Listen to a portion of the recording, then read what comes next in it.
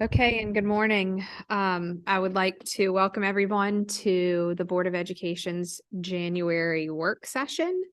Obviously, you can all see once again, we are still here in the Library of Virginia. We had to make some quick shifts over here yesterday afternoon, or most of the day yesterday. Our team at the department was working swiftly to make this last minute shift over here based on power issues in the Monroe building. So thank you all. Huge Herculean effort by staff to get this this is nearly seamless, everyone, for exactly what we've gone through over the last 24 hours. So your work tirelessly, not just what you do every day, but in the last 24 hours has been so critical to ensuring that the work of the board can continue.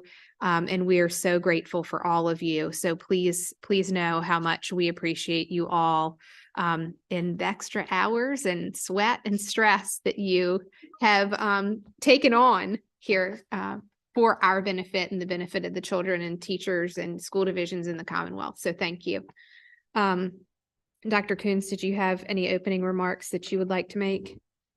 I want to thank the team again. I mean, we've had technology shifts, presentation shifts, walking from building to building. I also want to thank the general services contractors who work tirelessly over at the James Monroe building to try and restore power.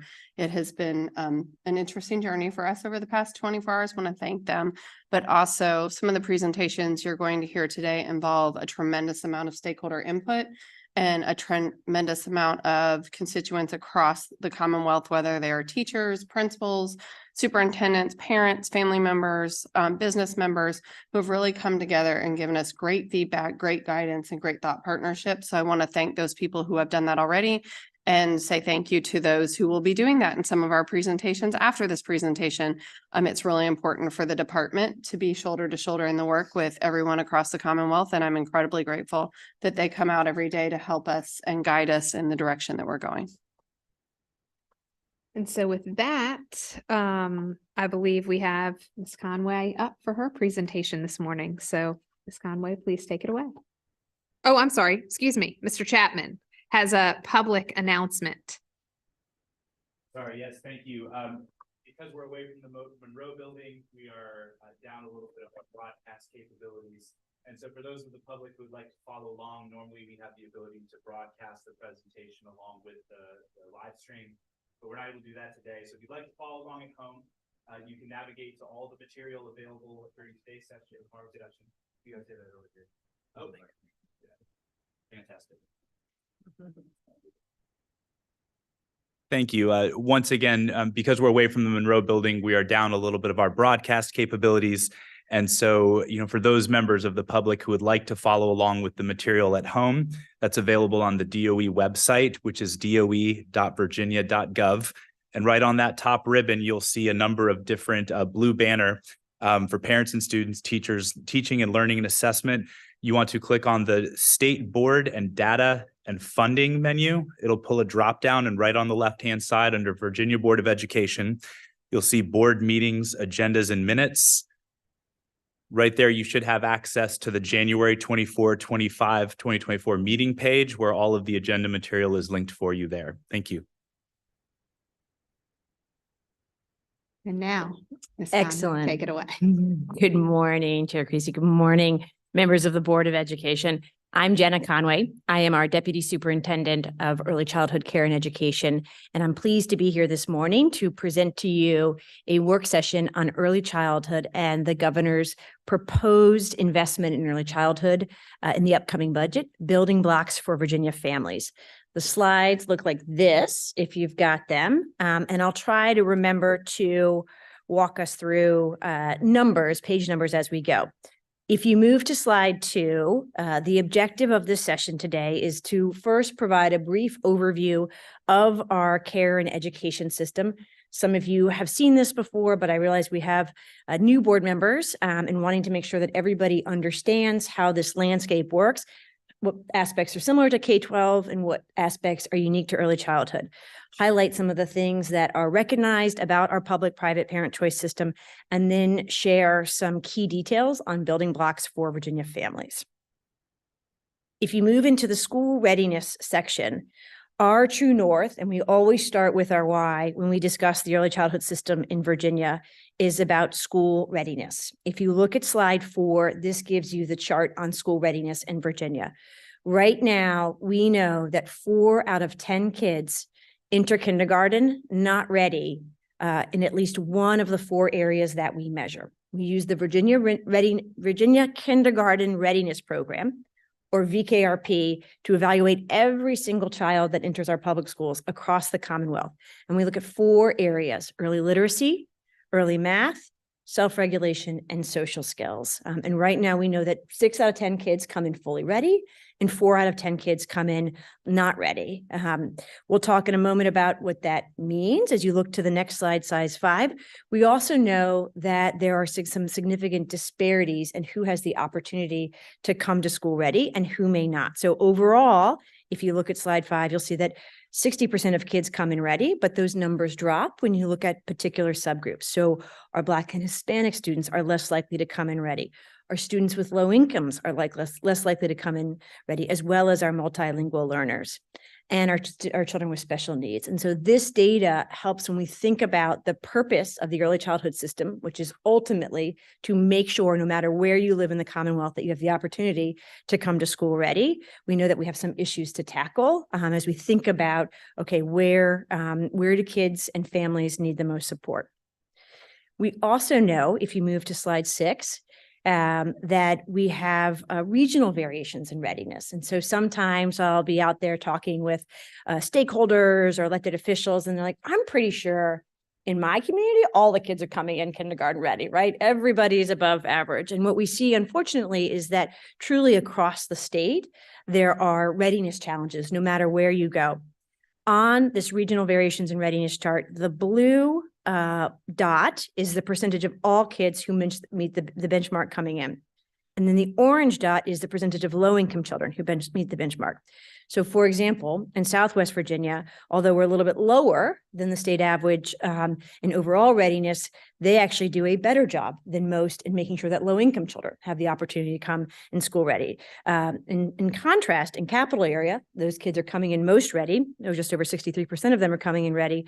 But then with their low-income children, they have some of the lowest rates. Only 42% of children in low-income households in that area coming in ready. So this just gives you a sense, and we can slice and dice this data in lots of different ways, but it really drives our system, our public-private parent system. We think about all of the choices that family has and making sure they can choose options that put their kids, no matter where they live, no matter where they're from, what background they might have, what issues they may face, that they have the opportunity to come to school ready. You might say, as we move on to why school night readiness, why do we care so much? Some of you might say, I understand the importance of early literacy and math, social skills, but like, why do we care so much about school readiness? And this really stems from what we know now about the rapid brain development between birth and 5 and why it's so important to intervene. This simple graphic just shows you sort of mathematically and visually how much the brain grows during that time. But even more importantly, it's not just the size, but the neural connections on the brain that truly lay the foundation for future academic learning and the foundation for the key executive function skills. So that's why we look at social skills and self-regulation at the beginning of kindergarten.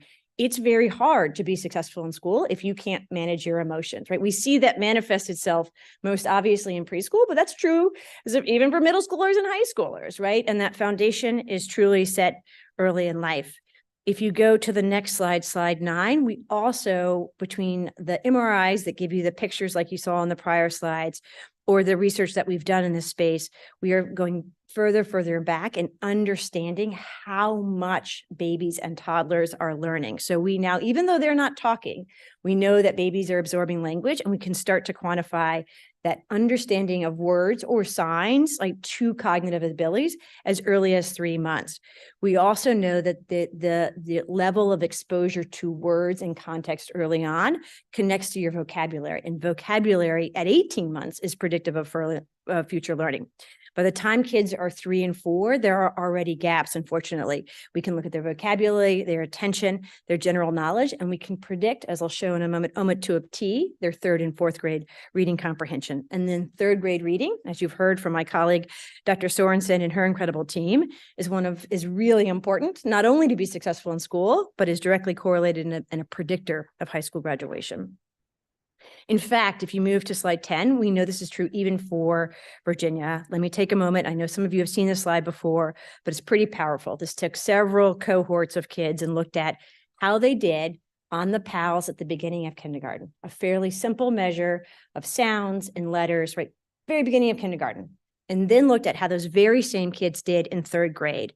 And what this chart shows you is that the kids who came in very ready, so if you look at that gray bar, if you came in very ready to kindergarten, very, sort of on this literacy assessment, that 92% of those kids were reading by 3rd grade, right? So that if we can get kids coming in ready, we can almost guarantee this is across the state, right? So the experiences that kids had across kindergarten, 1st, 2nd, 3rd grade varied widely, but across the state, 92% of those kids were reading on level by 3rd grade. In sharp contrast, as you look to that yellow bar, we know that our kids who came in furthest behind, our systems did everything they could possibly do across that K1, 2, 3 band, but fewer than half of those kids are reading on level. So think about what a different K-12 experience we can have if we can get more of our kids to come in looking like that blue or gray bar. If you go to the next slide, we also know it's not just about academics. We know that it matters for academics, for health and well-being, and employment and earnings. So just a couple of highlights, huge connection between if we can help families build sound routines around attendance in childcare or preschool, we know that they're less likely to be chronically absent in elementary school and beyond. We know if you're less likely to be absent, you'll get more of the school content and you'll then do better in school. We also know that you're more likely to be successful in your career. You're less likely to be involved in the criminal justice system. And there are tons of social determinants of health, like just providing a stable early childhood experience that promotes your development very early on, truly helps your brain and body be healthier over the long run. So with that, convinced that I know I've convinced all of you of the importance of this. Let me take just a few moments to explain how Virginia's early childhood landscapes works. So our system, if you look at slide 13, is a public-private parent choice system. So it's complicated, and I'll try to simplify it in a set of slides, but it is truly a mix of public and private providers that offer birth to 5 care and education across different settings. We have just under 2,000 family childcare homes. So this is childcare, smaller number of kids offered in someone's home. We have just under 3,000 licensed childcare centers. Some of these are mom and pop, very small. Some of these are big commercial centers that you've seen before. Some are in faith-based programs, some are in secular programs. We have 946 public schools that either offer Virginia Preschool Initiative or some version of locally funded preschool or early childhood special education for our children 2.5 to 5 with special needs. We've got our religiously exempt. So these are our churches that offer childcare options. And then we have Head Start and Early Head Start, which is offered in either schools or in childcare centers. This is a federal to local grant that serves our most vulnerable kids and families across the state. So an incredible array of programs. What's great about the system is that it truly enables parent choice. So for example, many families of infants and toddlers would prefer a smaller setting when their child is young. The same is true for communities that might be fluent in a language other than English. Other programs or other families might choose, they would like to be able to send their 4-year-old to preschool at the same place where their older siblings go at the elementary school. And so choice has always been a really important part of our early childhood system.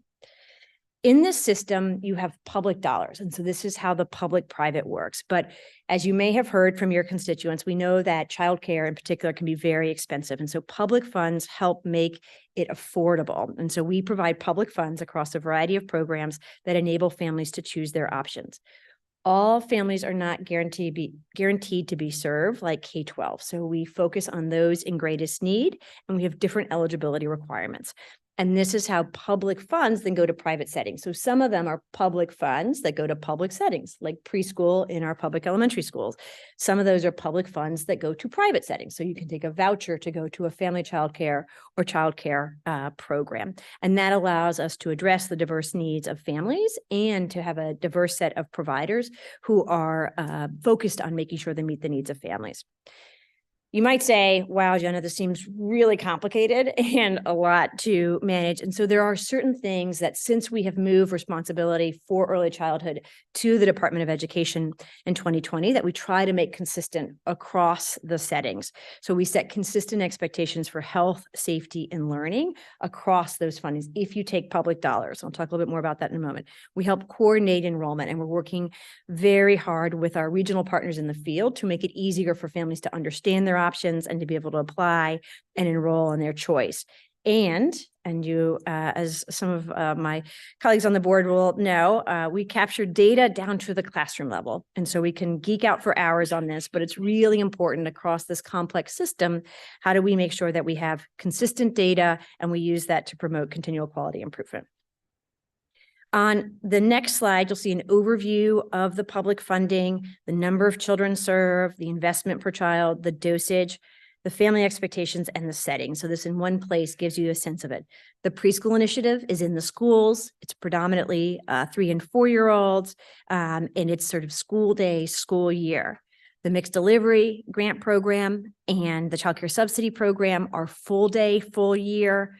Birth to 5, really enabling working families to be able to work so their kids can be, whether kids are in care or early education, and mostly located in private settings. And then early Head Start and Head Start in a mix of schools and in childcare and family day homes, and more of that kind of school year, school day calendar. If you go to the next slide, and I promised you that we had data, and we do have it down to the classroom level. Thanks to the passage in the law of 2020, we have something called VQB5, and this is our new statewide measurement and improvement system. And this body has endorsed or passed the guidelines in the last 2 years for practice years, and now we're in the first full year. Because we have VQB5 and we have our statewide data system LinkB5, we know exactly how many classrooms we have, where they are, and what ages they are. So we know we have just over 11,000 classrooms in VQB5 across the Commonwealth. These classrooms are not all in schools, right? They're in family child care homes, licensed child care centers, faith-based programs, public school, and Head Start. So again, a kind of a mix. And so sometimes I'll do classrooms in quotes because it might be in a home setting, right? Where the classroom is her living room into kind of a subset of her kitchen. But you see that this is across the Commonwealth. And again, we have this precision down to the classroom level.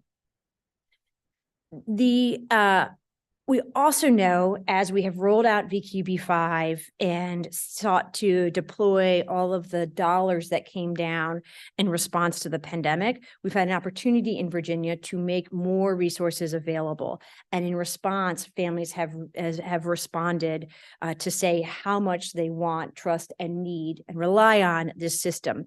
I often say, as the parent of 3 young children, there's no greater act of trust than putting your child, particularly your nonverbal child, in early childhood care and education. And Virginia families are telling us that they truly trust the system, even with all of the changes in recent years. We saw a dip in overall enrollment. This is all the publicly funded programs that we talked about on the prior slide. During the pandemic, you see we dropped down to an all-time low of just over 50,000 kids. And since then, thanks to some of the changes made by the General Assembly, endorsed by this body, we have seen a tremendous growth in enrollment. In fact, we've even updated these slides, and as of this month, we're over 80,000 children statewide. So a really significant increase to where we were pre-pandemic. Some of you have heard, we know we have not always necessarily seen the return in enrollment following the pandemic into our K-12 system, but we know that our Virginia Preschool Initiative is back and above its pre-pandemic enrollment. And then we've just seen seismic growth in our mixed delivery program and in our childcare subsidy program. So a really significant vote of faith in this system at the same time that we're rolling out important accountability and measurement. If you move to the next slide, again, this growth is everywhere. So I always want to make sure that we're thinking about this not only at the state level, but across the regions. And so this just shows you the growth in private settings, and you just see dramatic growth in every single region of the state. A lot of this, if you move to slide 19, we think has to do with what's going on in a good way with the Virginia economy. And so we are at historic rates of labor participation, historic low rates of unemployment. And we think that a lot of that is correlated with having strong early childhood options that offer that full day, full year, so parents can work. This is important because if you look at that sidebar quote on slide 19, 2 out of 3 children in Virginia under the age of 6 have all available parents in the workforce. So what that means is if you have 2 parents, both of them are in the workforce, or if you have a solo parent, that he or she is in the workforce. So it truly becomes a necessity that parents can access high quality early childhood care and education so parents can work. What this chart shows you, and I will try to explain it as I understand it, but probably Ms. Northern could do a better job, but is we looked at kind of the early childhood options and unemployment in Virginia. And what we saw was a strong, positive, and statistically significant correlation between participation in our early childhood care and education system, overall enrollment, and employment, which basically means that when you have greater access to early childhood education, we have higher rates of employment. So these two do go together. So there truly is the dual function of early childhood is to, first and foremost, put kids on track for success, but it's also essential to supporting our working families in Virginia, those who are working, going to school, or actively looking for work. So with all of that context, I'm pleased to take a few moments to explain to you a very exciting budget proposal that came from Governor Youngkin, and that was his first budget announcement in December. This is known as Building Blocks for Virginia's Families. My presentation will not be as exciting as the governor's because he happened to have a set of 4-year-olds from a nearby child development center, and they did a tremendous job singing. So I promise you, I will spare you singing, although it was a more powerful presentation because of it. But it was an exciting moment of recognizing the importance of early childhood in the Commonwealth, and a very significant investment in our public-private parent choice system. There are some key principles underlying Building Blocks for Virginia families. One is really building on the incredible work of the public and private sector over the last years. The pandemic hit early childhood hard, as it did our K-12 system, and it took heroic effort to get centers and programs back open, to get families to trust in our programs again, and to bring folks back. And they did, and then they really responded with historic enrollment and making sure that we continue to build on that growth, that recognized parent choice, so that parents can continue to choose, whether that's a home-based provider, childcare, Head Start, public, private, parochial school, and community partnerships. And we know, largely, we think because of some of those economic development elements, that 2/3 of Virginia families are relying on our public or choosing our public-private options. We also know that these dollars are essential for our highest need working families. Childcare is simply not affordable if you can't access VPI or a voucher or mixed delivery. And these families need to be able to choose an option that meets their need. We know at the same time, quality also matters. You could serve more kids if you just threw out all of the principles on health, safety, and learning and paid people peanuts. But we also know that that won't actually put kids on track for success. And so we are one of the few states in the nation that has a statewide measurement and improvement system. I think one of the few, if not the only one, that has a data system that captures data down to the classroom level, which really means that we can make a big investment in the system and track every dollar. We know where every single publicly funded kid is. We know what classroom they're in. We observe that classroom twice a year. We capture that data, and then we will present that data to you all, to stakeholders, and to families starting this fall. And that enables us to continue our focus on child outcomes and really making sure that the experiences that kids are receiving, regardless of the name on the outside of the building, the funding source, are putting kids on track for success. We were recognized nationally by a study out of Vanderbilt that showed that these investments pay for themselves because of our data system and because we track where every dollar goes, that it showed that Virginia families are working and earning more state tax revenues, and that these investments pay for themselves in less than a year. And then we're trying to continually work with our public-private system to strike the right balance of keeping kids safe, making sure learning is happening, but also allowing regional discretion and reducing administrative burden. With that, our governor proposed, and this is literally in play across the street as we speak, that the Commonwealth invest more than $448 million annually, not over the biennium, annually in early childhood care and education. This will help advance our system. It will serve as a response to the loss of the one-time federal funding. So when we met with the commission, a lot of these recommendations came out of a new commission that was established by our legislature.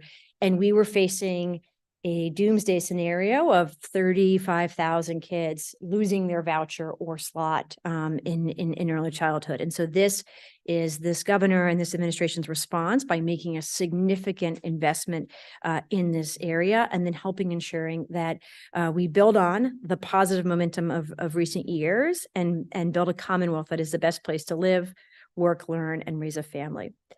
The first and foremost, this investment preserves every slot. And so that's really important to note that we have 42,000 children on childcare subsidy, and data that we presented to House Appropriations and Senate Finance last week. We show that we're going to serve that many of kids in the over FY25 and 26. We will continue to serve 2,500 kids in mixed delivery. We will continue to serve 25,000 kids, which is an increase in Virginia Preschool Initiative. So a true commitment to make sure that nobody is losing their slot, as no community, no family, no child is losing their slot as these federal dollars go away. It will continue to accelerate parent choice. And so making sure that we are able to say, we will put the dollars up, we will see what the parents prefer. And then the budget language enables the department to really start to better ensure that the dollars follow the child. Historically, there were investments in the VPI or Virginia Preschool Initiative space, and we could move those dollars if one area of the state needed them and another area of the state didn't, but we couldn't move them to other programs. And so for the last 3 years running, we have turned back anywhere from $23 to $50 million that were dollars that were initially supposed to be dedicated to early childhood, but then reverted to state general fund. So this language would allow, if for some reason, and we think that we will serve every VPI slot that is asked of us next year, but if for some reason a community does not want to use all of their slots, we're able to then turn where there might be greater demand in childcare subsidy or in mixed delivery. We would make sure to spend all the federal dollars first and only use the state dollars when necessary, but a really key flexibility so that we can continue to track and match the dollars based on parental preferences. And it would call on us to continually measure and cap that. So we could be transparent with this body, in addition to the General Assembly, on what was parental demand, what is the unmet demand in terms of families on wait list, and how do we sort of better advise our folks who make decisions on money on kind of what Virginia parents want and prefer at any point in time. We also have that data alongside all of the quality data, right? So we can understand where the dollars are going and ensuring that they meet that minimum quality. The building blocks for Virginia families would also focus on attendance, and we've got some expectations across the program, but to elevate them and make sure that we are working with our families to reduce any barriers to attendance and that everybody is monitoring and measuring attendance. It would call on making sure that families are contributing a reasonable amount, a copay for families that are participating in full day, full year early childhood care and option. That's already a requirement federally for the vouchers. And so adding that as well to mixed delivery and making sure that our families are working, searching for a job or in school or job training as they pursue greater self-sufficiency. And then there's some innovations in this package. And I know I've talked with some of you on this body about what's next? How do we continue to grow the supply? How do we make childcare more accessible and affordable? And so the governor's proposed budget has two innovative proposals. The first is establishing a digital wallet, working to create a technological mechanism that would enable shared contributions. So the idea is we could work very closely to create some technology. We could work with our regions and businesses and to create a platform where you could give all of the families at in a region or at an employer a wallet, and then very easy for the community foundation or the business to make donations to that. So kind of testing and piloting that. And last but certainly not least, it includes a $25 million capital incentive fund. And so we know we need more supply. We also know it's expensive to build. And so what this proposes is one-time dollars that would focus on repurposing spaces in partnership with the Department of Housing, Community Development, our State Council on Higher Education, and really encouraging competitive applications from local government and higher education. So we'll imagine on a community college campus or in a government space that's being underutilized, these would be one-time dollars to renovate that space. Even though Virginia received over $1 billion in childcare relief funds over the last few years, we couldn't use those for capital purposes beyond some very minor HVAC and kind of COVID-related enhancements. So this would be a chance to work with communities to provide some funding to renovate spaces, buy that equipment, get them in place, the small sinks and the small things needed for teaching us, our little learners, and hopefully increase the supply of childcare slots across the Commonwealth. So those are the parts of the budget. We do have a lot more detail, and I can share. I will spare you slides that you need, a sort of a looking glass to examine, a microscope to examine. But we are incredibly excited that this administration has made a commitment to build on the work of this body, of the extraordinary public-private stakeholders across the state to fund every slot, to honor and elevate parent choice, to make some policy shifts to make this program sustainable, and to pilot some innovations that would help us increase supply, engage a broader set of business and local government and higher ed stakeholders. Would you mind just reminding this group and the public about the ECCE Commission and some of the work Sure. they've done? I think Absolutely. you did a great job talking about where we are now, but that group has done and that body has done a significant amount of work over the past year. Absolutely. No, that's a great question. So and I should note in the governor's presentation early December, recognizing the incredible work of the new commission on early childhood care and education. So this is a bipartisan commission that included legislators, business leaders, stakeholders from across the Commonwealth.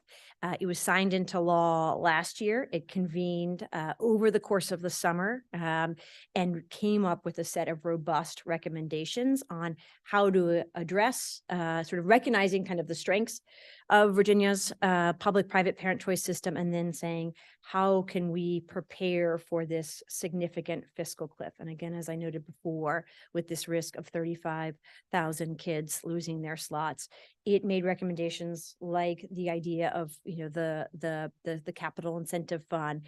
It suggested things like a substitute pool, which are now actively pieces of legislation that are being reviewed by our General Assembly right now. So a ton of really good recommendations coming out of that new body that is charged in perpetuity with making recommendations on the financing of our public-private system. Now, since we've moved it over kind of to DOE and have fully established the measurement system and some of the other key components.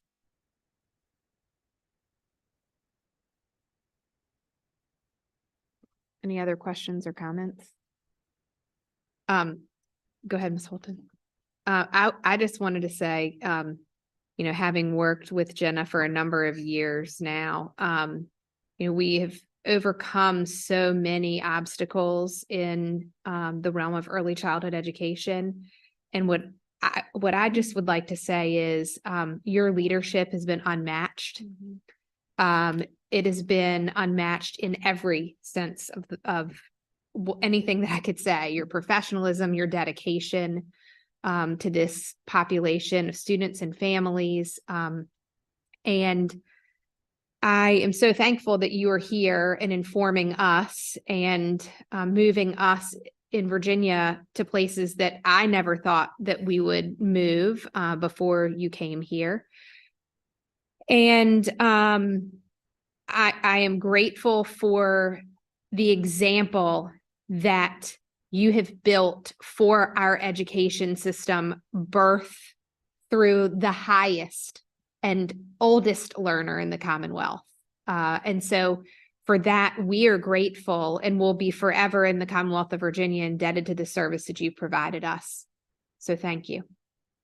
Thank you. I would be remiss if I didn't recognize that we have just had the opportunity. We embody the public-private partnership within the broader team. And so huge thanks to my team, as well as our partners at the Early Childhood Foundation, the Promise Partnership, the Provider Advisory Council, and just the extraordinary private providers who have stepped up in incredible ways in the last 5 years. They make all this possible. Yes, thank you. Partly, I just wanted to chime in on what you've already said, that your work, Jenna, has been, and your team's work has just been incredible on this. And I love that you all were essentially ahead of the curve. Well, this has been, as you know, a work coming over the course of really almost a couple of decades in Virginia across different administrations, bipartisan, but also a federal state partnership. And that you all, because of the hard work you personally have done and your team over the last 2 administrations, when the pandemic happened, and then as part of that, there was all of a sudden some really significant federal investment, you were ready for it and able to help us in Virginia use it well, such that we used the federal money to really soar the level of participation. And the participation growth since 2021, obviously largely funded by those federal dollars, was incredible. And now to have the governor's proposed budget essentially carrying on that federal investment is just a wonderful thing. One question I wanted to ask is, one of the extraordinary things you all have done as part of your quality effort is this effort to support professional development for staff and to help support, address staff turnover through these bonuses that the state, as I understand it, pays to those who participate in who complete the state's professional development. Is that in the budget, in the governor's budget, or is there some other way to continue that? That is a great question, and I feel like this is the pop quiz, because that was on the document, and I failed to mention it. Yes, there are continued investments. So, Ms. Holton, what you're referring to is Recognize B5. This is a nationally recognized incentive. We were able to partner with the University of Virginia, who did a randomized control trial in Fairfax using federal dollars in the beginning, and found that providing a direct to teacher incentive in childcare helped cut turnover in half. And it was truly randomized. So, the only thing that was different across these 2 populations was the receipt of this incentive. We found a null effect on school-based teachers, right? Because they receive, generally speaking, a more substantive wage, versus at the time what childcare teachers were making was functionally $10 to $12 an hour, which is not enough to support a family on. And so since then, we have been able to encourage, and our legislators have responded by making a state investment. This year, Recognize B5, up to 16,900 educators are going to be eligible for up to $40 million. And this is across the state. And we do an educator survey, and they talk about this being very powerful. And they are not using this to buy fancy cars or to, buy excess things. They are literally using this to pay medical bills for their own children or to cover a credit card bill. And so it's been very important. The governor, Building Blocks for Virginia's Families, does preserve $10 million investment in each of the next 2 years, as well as preserving our investment in childcare scholarships. So we don't require a bachelor's degree for any childcare educator, but we do have an array of programs if folks are interested in pursuing future education. And we are excited to be able to continue that very important program forward. And again, Recognize B5 rolled out at the same time as VQB5. So many of our educators say, it was a big deal, as you might imagine, for our school teachers who are used to classroom observation. This was less of a shift. It was appreciated because the measure is very age appropriate, right? So we weren't evaluating preschool teachers based on a tool that was built for fifth graders. It truly is built for teachers of 3 and 4 year olds. But for childcare and family childcare, this was an entirely new experience. And so Ms. Creasy's comments come initially sort of poignant because she knows how far we have come in terms of rolling out what is a very rigorous measure for settings that this was, entirely new for, but being able to offer and recognize these individuals. And regardless of your credential, we consider you an educator. We don't call you a daycare worker. We think of you as an educator, to be able to not only measure and provide feedback. This fall, we completed, as I'll share with you in the spring, but we completed just under 11,000 classroom observations across all of these settings. That represents between 60 and 80 minutes of observation of what kids are experiences and direct feedback for teachers in a way that many of our teachers have never received before, and to be able to recognize, to both not only reduce turnover through Recognize B5, but also to recognize these individuals as educators, has truly been a bipartisan success for Virginia. And just you said it's in the governor's proposed budget at 10 million a year. Is that the same amount that it's already been allocated, or is that sufficient to sustain the same number of participants as we've done before? So right now, that's, I think, a question underway in the General Assembly. There's a delta. There's about $30 million difference between where the program is today and what is available in each of the years. So in other words, we're funding the Recognize to B5. I can't Recognize B5. Recognize B5. I can't do my acronyms. Recognize B5 is currently funded at 30 million a year. 40 million a year, and we receive at 40, and the proposal is 10 million. yes each year. I have 3 questions. I hope they're quick, and 2 of them are related, so I'll ask them together. One is that, your slide was very compelling where these gaps start to occur way before they get to kindergarten. We know they come 6 months. They're opening incredibly early, and it could be very, obviously it's discouraging. So I guess one thing I'm curious about is it possible to identify these kids even earlier than kindergarten? So you've got this patchwork of variety of childcare centers across the state. Is there any way that we can somehow, because I know you're using VKARP to identify them and get them going in K, but what about is there any kind of way that we can start identifying them even earlier than kindergarten? Absolutely. Jenna, can I jump in just for a second before you do that? Just to inform the conversation a little bit more, this has been years in the making. Yes. With endless amounts of stakeholders involved. Many of them being involved literally on day 1 of birth. So we have people going into hospitals to, work with families on a continuum. And so that, I think, is really something to highlight too, as we start to think about, we're not just grabbing that information when they come into, an early childhood center or one of our VPI programs. But Jenna, you can. Yeah, so I think the first thing, Dr. Northern, is an important stat that we often talk about. When we look at the VKRP results, the children who come in least ready are often our children from low-income households whose parents report no preschool experience. Right. And so, as Ms. Creasy can sometimes attest, sometimes we say, well, we've ended up in this conversation of should it be in a school or should it be in a church, or, versus recognizing that truly, if we don't make that opportunity available to more families, that we know that our kids, particularly in our low-income households, are just 2/3 of them come in not ready, right? So it's almost the flip of the state average, and we think this is where choice is really important.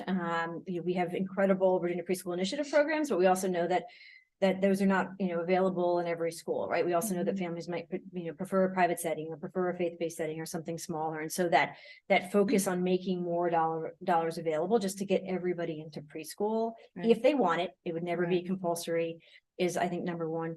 Number 2 is we have during the pandemic expanded VKRP, and so we do have a 3 and 4 year old version. It is required in Virginia Preschool Initiative and mixed delivery right now. We have been more flexible with childcare subsidy. for a variety of reasons, just largely just the volume of change, right? So if you want to use it in Head Start and childcare subsidy, we make it available to you. But all of our kids in Virginia Preschool Initiative and mixed delivery, when that system is fully built out, which is about another year, we'll know at the beginning and end of 3-year and the beginning and end of 4, right? Never for stakes, right? This is just to support kids' learning and development, engage families earlier on.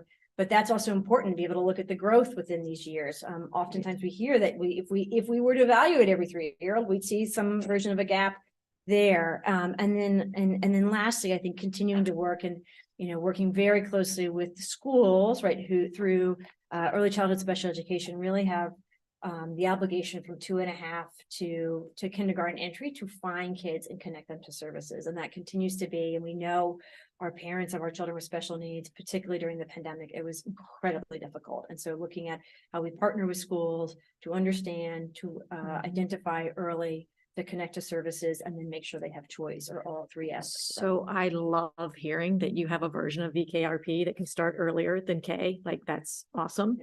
Real quickly, does Virginia have pre-K standards or ECE standards? We Like do. where? Okay. And So we have, they're called I'm sorry, I interrupted you. Finish your question. No, I'm just saying, but I mean, are they like officially adopted by this body? Okay, all right. I'm new still. No, that's right. So they're the early learning and development standards. I think we're at least another year or 2 off. They were reviewed by this body. They are comprehensive in nature, so they cover everything from early language. They go from birth to 5. So it's pretty you realize how much children grow in that period of time, and then we make sure that they're aligned with the kindergarten SOLs. Okay. And last question, I know you said there are consistent expectations across all these different providers. So what happens if they're not up to snuff? Are you finding there are particular things, drivers of quality, and how do you kind of help them improve? Absolutely. So we have two parts of the division that address this. So we have an Office of Child Care, Health and Safety, and they license all of our private childcare and either regulate or license our family day homes. And so they do 2 inspections annually, and they work very closely with providers to make sure that they're following all of the basic health and safety regulations. And oftentimes if they're deep health and safety concerns, we're not even talking about learning. We're really working with them to make sure that these are safe places for children to be. And there's a set of consequences, if we work with a provider up and leading to kind of revocation, if you are not willing to make the changes in order to keep kids safe. And we work really closely with the superintendent, with the board, and we've worked with a task force of providers and pediatricians to strike that right balance of what is needed, but not going too far as well, making it hard to operate. On the quality side, for those programs that take public dollars, what VQB5 has 2 components. So the first is we use a nationally recognized classroom observation tool, the CLASS. It is a rigorous measure. We went from, I think, under 100 observations happening in the state in 2018 to just under 19,500. And we are on track for just over 30,000 this year. So it's an extraordinary insight in what children are experiences. We have, as we'll share with you with the NORA this spring, we have different levels of quality. And for those programs that once we have the ratings out this fall that do not meet expectations, there will be required to do improvement planning. So we will come out there, we will look at their class scores, we will look at their use of curriculum. 100% of those that scored in that area during the practice year were using no curriculum, right? So that's an area where we will engage. The other component of EQB5 is we have a choice of approved curriculum, but you receive points if you are using one of those. And we also know that folks couldn't afford curriculum. And so the state has made investments, and there's several, including a state-supported available curriculum. So an open educational resource called Stream in 3. And so we've been really focused in the last 2 years for childcare and family childcare programs that had no curriculum. So we share with this body 2 years ago, 55% of family childcare and 45% of childcare said we're using nothing, right? And so you roll out class and you give insight to teachers and you lay out the behaviors you want to see, and then you come behind with a choice curriculum that really equips your teachers, whether she's been doing it for years or whether she's brand new, to think intentionally each day. There's an infant, toddler, preschool version about supporting and learning development. So we think that is where we're going to see the significant gains by saying to those that score very low, something, we need to work with you, providing that support, really focus on giving them the tools. Like we can't say, go back and get a bachelor's degree. That's simply not possible or affordable, but we will have practical tools to support you to improve your interaction scores and your use of curriculum, but do that kind of, and the other really important thing about VQB5 is you can see incremental improvement, because these are sort of scores to 3 points. You'll be able to see the improvement as a system, and don't worry, we will, when we bring you VQB5, we will bring you all the data, and Ms. Northam, I can certainly Dr. Northam, I can meet with you separately, because it's 130 slides when we go out and state with it, but we will spare you that. We will spare you that. Thank you so much. Very, very impressive. I know. We do a data deep dive. So we For across those the very state. comprehensive answers. I appreciate it. I just have to say, I have been in several states and no other state has a program that's built like this. They can talk about this. They can say they've done 30,000 class observations in the state and that they're providing that kind of professional development, that kind of data feedback. I'm incredibly honored and proud to work with Jenna and the work that she's doing. It is just groundbreaking across the country that we have that kind of support for our early learners. So I just want to say thank you to Jenna. Any other questions or comments? Madam President. Dr. Siebert? This is more of a curiosity. I absolutely echo the accolades to you and your team and the great work being done. Also appreciate just like the rhythm of reporting we received over the years on this journey, even before I was on the board. Just the very thoughtful, just all those things are true. One of the other things you had to do was kind of integrate the systems from the Commonwealth into the Department of Education. And so this is a really just low question, a little embarrassed to ask, but it appears to me that you're using 9 regions, which probably predates coming to the department, whereas a lot of the work we do is 8. We certainly don't want to lose any trend data that you're doing on your 9 regions, but I just didn't know as we move forward, do we see any issues with alignment? I mean, I see where some of the boundaries are and whatnot, or again, it might just be that these are just totally different systems. And we just know we're talking about slightly different regions. Yeah, that's a great question, Dr. Siebert. So we've tried to, we basically established in law the READY regions, the importance of regional infrastructure. And the READY regions are the entities that are responsible for building the relationships across the array of programs, making sure all these classroom observations occur and the data is entered into Link B5, coordinating enrollment and deepening family engagement, right? We really want to support parents as our children's first and most important educators, but it's better to do that at the regional level. And so they are funded via the Department of Education to make sure that they have folks that support family engagement and enrollment, and then to get all of this work around VQB5 done. Those were derived via a competitive process based on where the classrooms were. And so there are some differences. We always have the ability to work very closely with the Virginia Early Childhood Foundation to make adjustments as we need be based on that. And then the good news about Recognize B5, because we capture the data all the way down to the classroom level, we can always slice and dice. So for example, if a superintendent's region was like, I'd like to see the results from the VPI programs just for our region, it is very easy for us to pull that data. And we work very, very closely with the superintendents and making sure they're connected to their READY regions. Thank you. And again, I'm not asking for any changes or modifications. You answered my question. Really, I think just language is important. Yeah. These are the READY regions. Yeah. So I'm going to try to be clear in my language that I'm talking about READY regions, and that will be easy to differentiate from other regions. So that is helpful.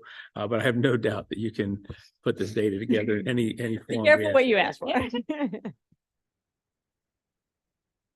Ms. Holton?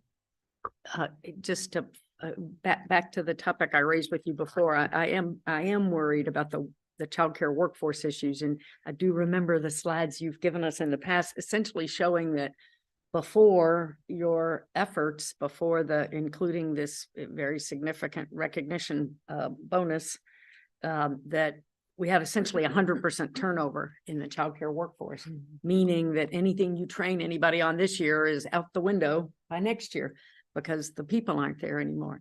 And so I am recognizing that there's a lot of moving pieces here, maybe there will be an increase in the minimum wage such that that will help raise up these jobs. But childcare worker jobs are tough, underpaid jobs historically, and you all have helped really right the ship on that. And I would just hate to lose the benefit of that. And so I hope and trust you can come back and tell us that you're figuring out some solutions of how you're going to make the money go for, how 10 million is going to do the work of 40 million, or some other solution to the workforce issues going forward. Excellent. You know, we continue to measure and support our educators, and we know that even this morning I was sitting in a subcommittee and they were talking about substitute pools and trying to sort of look at its support for educators. And truly, we are seeing in a way we've never seen before in the Commonwealth that the supply of teachers is limiting how many children can be served. There was a childcare director this morning who said, I have an empty classroom and a wait list. Like, that doesn't make sense, right? That we've got to continue to support our very important early childhood workforce, right? Who are in this effort often is, it's to support the workforce of the day and to build the workforce of tomorrow. That's a very important point. Jenna, just one final question for you. The pandemic has totally messed up my sense of years, so excuse me. But it might have been 4 or 5 years ago when we did that massive workforce study where we looked at education, we looked at, pay scales and rates across the Commonwealth. Are we keeping up with that data pretty regularly? And is that something that's accessible so that the board could see, what education looks like? Basically, what I'm talking about is these regional diversifications in so many different facets of this particular workforce. Absolutely. So a couple of things on that. I mean, one, in fact, we have these really unique workforce profiles that we produced in partnership with the University of Virginia. So we have a multi-year research policy partnership with the University of Virginia. It's called Strengthening Early Education Partnerships, or C Partnerships, and they so they are the ones who produced the report on Recognize B5, and they did the RCT or the randomized study on that. They also do an annual workforce survey. So, for example, we've seen wages go up. However, when controlled for inflation, that functionally they're just where they were, pre-pandemic. But we have that data, and they just produce, Grace, they just produced some really interesting workforce profiles. So the child care teacher in the childcare setting and family childcare in schools, what their background is, what their average income is, really interesting information on benefits and turnover. And so we've got that data in addition to producing reports on that. And then so we'll continue to invest in those surveys and that research policy partnership, and to capture some of that data through Link B5. So understanding, I know, and I keep telling everybody to wait for it, but next year, once this information is public, for those of you who are new to the board, we've been doing this for 2 years. It's been a 5-year ramp up of this accountability system, but we did 2 practice years, 1 practice year because we knew that's what was needed. And then we had a 2nd practice year because of the pandemic. So even though we've done all this work, all of this data is private because we made a commitment to providers that this was about them learning the system. But we will be able, starting next year, to look at the relationship between compensation and turnover and quality. And even, we'll be able to associate kids with those classrooms over time, Dr. Northern, and then we'll be able to sort of say growth, right? And so again, I could geek out on this, but it's so important. If you capture data down to the classroom level and which children are in those classrooms, and you capture the different facets of those classrooms, and then you connect it to a longitudinal data system, there's unlimited potential with Link B5. And then we have this long-standing partnership with the Early Childhood Foundation and with the University of Virginia to help us make sense of that data, to help us work very closely with the ready regions to build their capacity to use that data. And ultimately, UVA also publishes and sort of elevates this work nationally. But I'll share, I'll email the body those workforce profiles, and you'll see the difference between the experience of a preschool teacher and of a childcare teacher. I think that would be really helpful. Thank you, at least for the perspective. Yeah. So if there are no other questions or comments, thank you so much. Wonderful. Thank you all. You being here with us today. Can I? Yeah. We are going to break for lunch here in just a minute, but Dr. Coons is going to give us a little bit of information. So even though we are at the Library of Virginia, I'm really excited that almost every member of the executive leadership team will be here to be introduced to the board and to have opportunities to share with the board. And we invite the executive leadership team and our English language arts presenters and anyone who's here to come join us for lunch and have opportunity to talk and share the work with the board. So we're excited to be here today. Okay, so I think I'm going to give us until 1:30 to come back. Okay. All right, thank you.